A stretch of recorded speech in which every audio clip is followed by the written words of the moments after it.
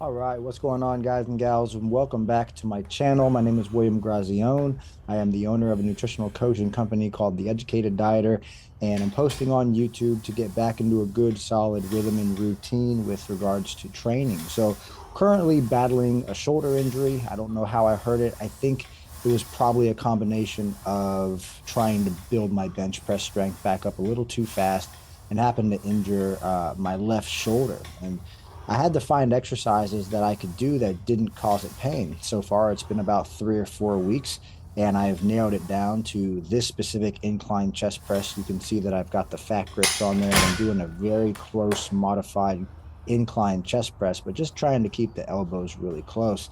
Had a good friend of mine come over this weekend, and I told him about some of the issues that I've been having.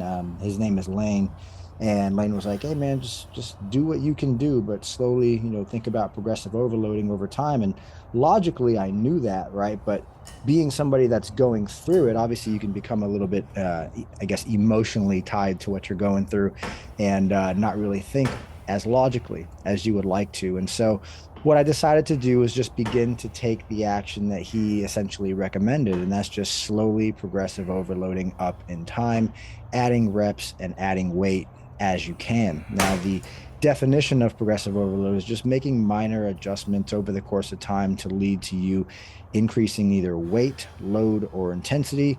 And that's what essentially what we're doing. So, my first week back, I got a really good gauge of where my strength was. And now I'm just trying to progress up by even one repetition or even 2.5 pound increments just to make sure that I can stay at it, stay focused with my gym training sessions.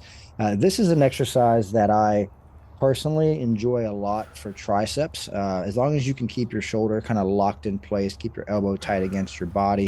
And one of the exercises that you saw there was, in my opinion anyway, the goat of machine chest presses. And I happen to have it in my home gym. And it's the Nautilus converging chest press. It's the Nitro version. I think it goes up to like 210, 220 pounds. Not that strong as of right now. Still kind of waiting to heal up my shoulder. But all in all, I'm still just trying to find myself in my home gym more often than not and just continue to show up and do what I can. Um, as of right now, until I get healthy, I'm really not trying to break any PRs or anything just because the stability of my left shoulder really sucks at the moment. So just doing what I can to stay active, doing what I can to try not to lose muscle mass. And you can see me here just moving some equipment around in my gym to set up for the next exercise, which is the seated overhead press with a barbell.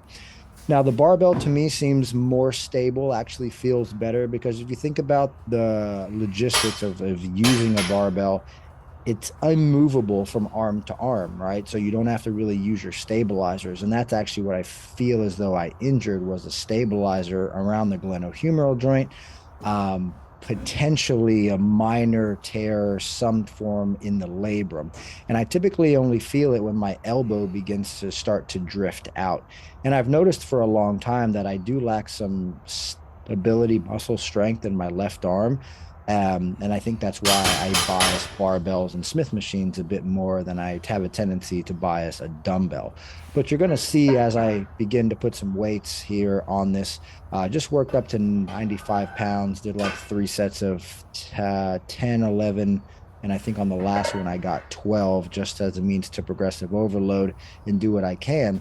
But the difference between the barbell and the dumbbells for me inside of this specific session, I could feel doing the barbell just felt so much more stable.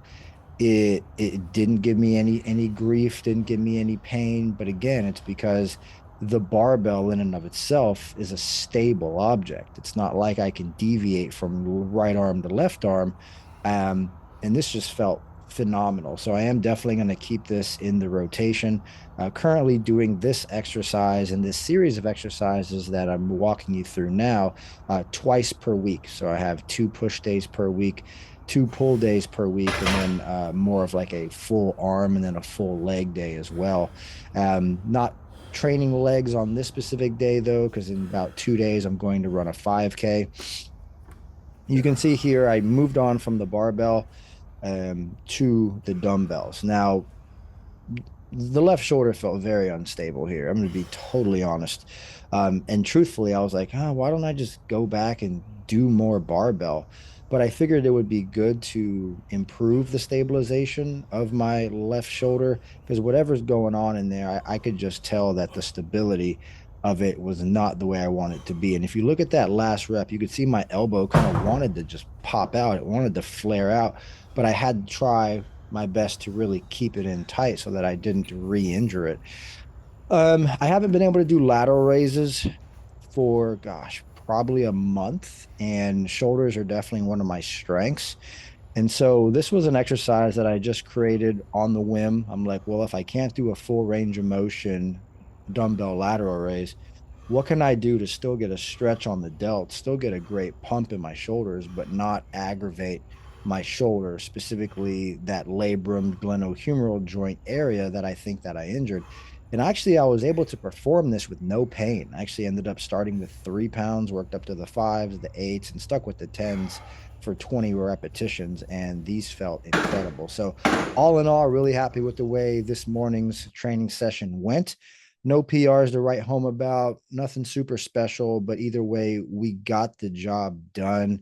We were able to add a dime to the piggy bank and just keep moving forward, continuing to make fitness and strength the most one of the most important pieces of my life that ultimately just continue to keep me showing up and continue to make sure that I can progress. Because there's a saying that I actually heard a couple of days ago. I was attending a Tony Robbins event, and he said that progress equals happiness, right?